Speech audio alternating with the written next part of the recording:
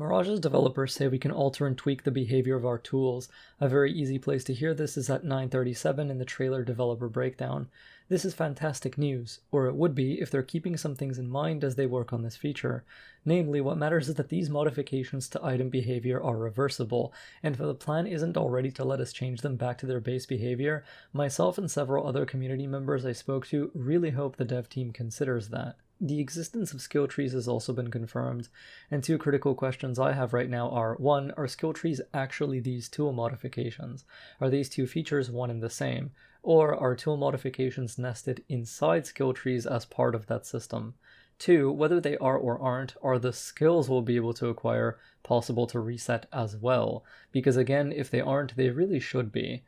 There are several important reasons for this, mainly anchored in players having negative experiences with the lack of this feature in previous games, particularly Assassin's Creed Valhalla. Valhalla's ability books damaged playstyle choice and the player's ability to decide how their character would function, often against their will or without their awareness entirely until it was already too late. A player picking up an ability book in Valhalla for the first time is not an issue, because the level 1 version of an ability simply gives you access to it, and from there the choice of whether you slot it into your loadout or not is completely up to you. However, an ability being shifted into level 2 was deeply problematic for a few reasons that coalesced into a perfect storm of negative consequence. The first is that whether a change is truly an upgrade is subjective. The second is that the player has no awareness of when the change will be made, and the third is that once the change is made, the player can never revert it. This represented a massive loss of agency and meant that at times the exact function of your character would suddenly be altered without your consent or control, and in some cases completely ruined a build, playstyle, or role-playing setup that you wanted to use, leading you to mournfully unequip that ability and just never touch it again. Let's go over these one by one and end with a great example. Beginning with the first, not all changes are actually upgrades, and that whether they are is subjective despite the game's insistence. When an ability's function changes in a qualitative way, there's a great risk of it no longer being useful in the same way it previously was. If the player leaned on that original version of the ability to adapt to challenges or just because they personally enjoyed it, then it's not an upgrade at all, despite the game labeling it as an ability increasing in power. Second, it doesn't help that you don't know if the book you're about to pick up will cause an ability of yours to become level 2 and ruin your character. There's no pop-up that briefly hovers over the book telling you what ability it is, so there's no way to know unless you look it up on Google every single time you're about to pick one up. That's just impractical for immersive, enjoyable gameplay sessions in a modern AAA game, and is not something players should be expected to do in order to have a good experience. Third and finally, once you do get a level 2 ability book, you can never go back. You're forever stuck with a changed function of the ability, and if you're unlucky enough that the skill changes the way it interacts with the world or enemies instead of just getting a numerical bonus to its power, then you may need to surrender using it and just let it go. Sure, you can reload a previous save, but an autosave might be far back, and players usually won't manual save before something the game conveys as a positive gain. In a more consciously designed game, this never should have been necessary. This is something that needs to be avoided, and could have been had Valhalla allowed you to downgrade back to level 1 from your abilities tab. A great real-world example many of you can relate to is from the Wrath of the Druids DLC. Many players, once they found the Smoke Arrow level 1 book, might have been lucky enough to hear from other players on social media that the level 2 variant ruins the skill's stealth applications and replaces them with pure damage that exposes you. Upon this revelation, they were so worried of accidentally picking up Smoke Arrow level 2 and destroying the ability's function that they never picked up any other ability book again.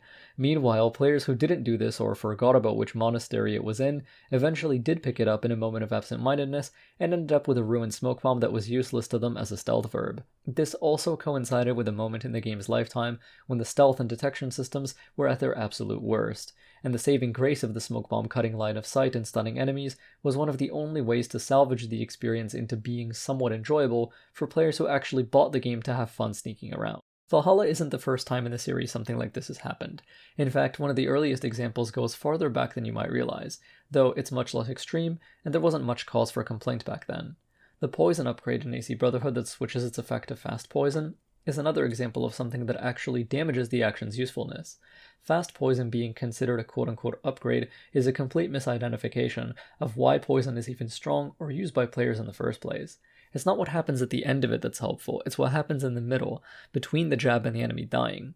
It's the guard's complete loss of detection AI and becoming one-hit killable by any damage source. If a player gets fast poison, then from that point on, whenever they use poison on an enemy, they need to finish all their intended actions in so much less time after the stun. If anything, a true upgrade for this ability would be slower poison, since that would grant more time to string together a sequence of the player's goals. The same applies to Unity's Berserk Blades.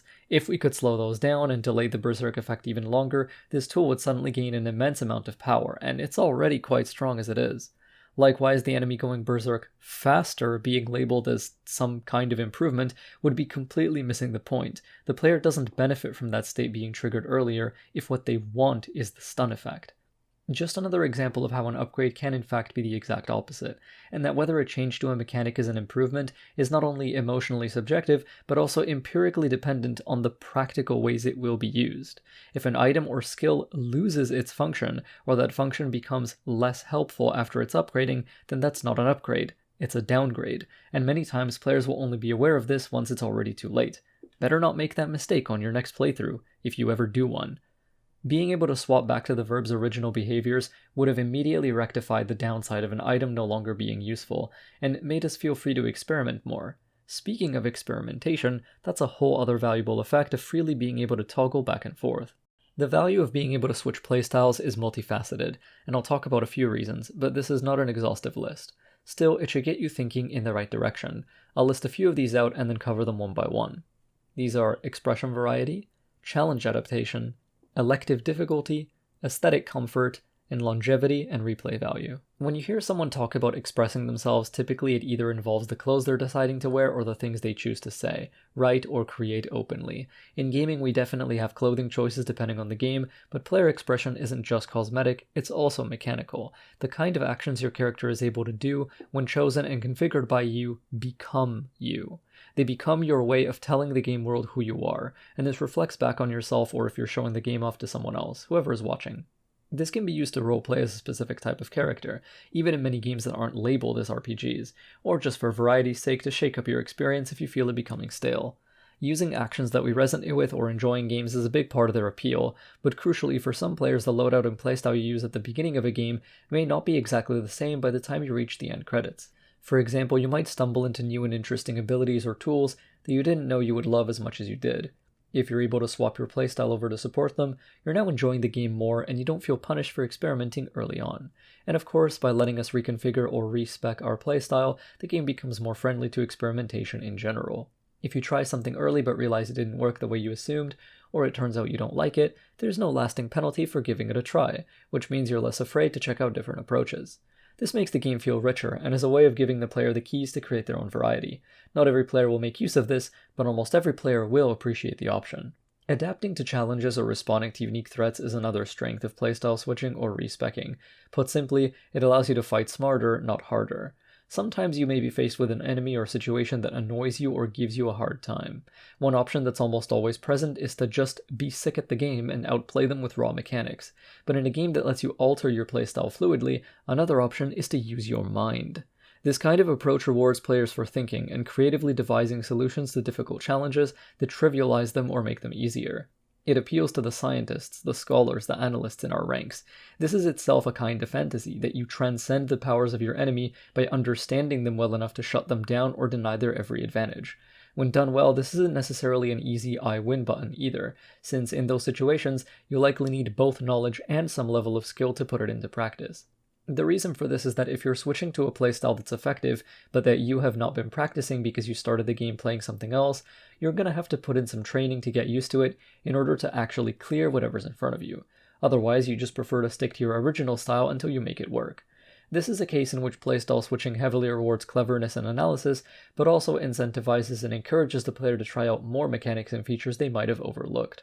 You can see how this also makes the experience richer. You're literally playing more game on average than you otherwise would have by ignoring those potential playstyles. Elective difficulty is a concept that Assassin's Creed players should particularly understand, given that it's the only kind of difficulty option to speak of we've had up until the release of Origins. Elective difficulty is the concept that you decide how easy or how hard a game is by choosing how much you invest into the systems it has in place that make your character stronger. An example of this would be Assassin's Creed Unity. If you make certain decisions in upgrading Arno, he can carry 15 smoke bombs, which is a quantitative upgrade. It's a simple, vertical improvement to your capabilities. With 15 smoke bombs, you remove a layer of consideration when it comes to running around undetected in restricted areas. If you only have the starting 5 smokes that you get on a no upgrades run, you have to choose the most effective moments to use them, but with a whopping 15, suddenly that decision making is essentially deleted. Some players love this and find worth in how much it smooths out and accelerates their experience, but some players don't, and sometimes these are the exact same person. I've played both a no upgrades run of Unity and made several fast-paced stealth videos where I juggle and sling around smoke bombs and phantom blades as if they're all about to expire tomorrow. Assassin's Creed as a series until Origins has always been beatable with characters at their base power level, and any increases in strength beyond that are optional bonuses that make things a little easier, but don't usually make impossible things possible. Exceptions do exist, like the Jackdaw and Black Flag, but typically you don't need to upgrade a single thing to finish an AC game. Playstyle switching and respeccing ties into this elective difficulty, by letting you weaken your character on purpose if you reach a point where you feel you're so strong that the game fails to engage you anymore. A common example of this that I've heard many people mention is Talion from Shadow of Mordor's endgame power level. Once he's upgraded to that point, you can't give back the upgrades you got. But if you could selectively toggle some of them off, those players who feel they've trivialized their experience to the point of mentally checking out can bring their game back to a level of challenge they find fun again. Being able to respec or toggle off various skills and item behaviors supports this type of self-selected difficulty very well. Aesthetic comfort is a unique way that playstyle switching is valuable, and it has ties to expression variety because upgrades often also change presentation. More and more often these days, games that feature different skills, weapons, items, or playstyles will also make those things look and sound different as they're upgraded or tweaked. Animations might become completely different. The coloring or special effects when you activate them might change. Maybe they have unique visuals or special sound effects that can either be more or less enjoyable to that player who's made the switch. I think that this is an aspect of this discussion that's frequently overlooked, in favor of its more popular sibling, outfit transmog. Transmog systems in games allow you to recolor your armor and clothing, or make it look like a different piece altogether, while retaining the behavior of the one you're actually wearing. This way you never have to sacrifice looks for mechanical benefits, which is obviously a desired feature. The thing is though, no one really mentions that there's rarely such a thing as skill transmog, is there? Obviously, there are many reasons for this. I mean, you're not going to be able to make every skill look like every other skill. They're not just a different coat that you can swap. They're totally distinct actions with their own visual signatures. But this is the case even for those that are very similar. For example, incremental upgrades inside of the same base skill. If you upgrade a skill to its level 2 or 3 counterpart and hate the way it looks or sounds suddenly, there's not usually a way to go back to its original form, which was more aesthetically pleasing to you. In a game that lets you tweak or respec your skills or items back to their default forms, this is a pitfall that's more easily avoided. And again, like mentioned in earlier points, it promotes experimentation and diversity given that you're not afraid of permanently locking yourself into something you just hate looking at. An important example of this is the realistic versus over-the-top spectrum. In order to distinguish themselves from their lower-tier counterparts, certain skills or item upgrades in games go totally wild with their audiovisual design or even their mechanical behavior. Different players exist, and some players value realism and find it a more compelling fantasy than others, while some other players really like to go all out with insane over-the-top style and flair. Neither of these players is right or wrong, but they're united in that both suffer equally when they realize a skill has changed to become too ridiculous or too boring when they previously enjoyed its presentation and they can't do anything about it now. Conversely, if they can change it back, then hey, problem solved, immersion maintained. The final boss of all these points, which are all kind of similar to each other, is this one: longevity and replay value. Being able to alter your playstyle fluidly and with some level of agility, meaning without having to start a completely new playthrough just to take back a decision you regret, means that fewer players will burn out of the game in question. Fewer players burning out means they're more likely to finish it, have a good experience with it, and especially in games that are shorter like this one, will have a higher chance of coming back to play it again some more. Some games incentivize replays by, in fact, locking you into certain decisions, and that's fine, but all I ask is that it be recognized not every single decision should have this level of gravity and permanence.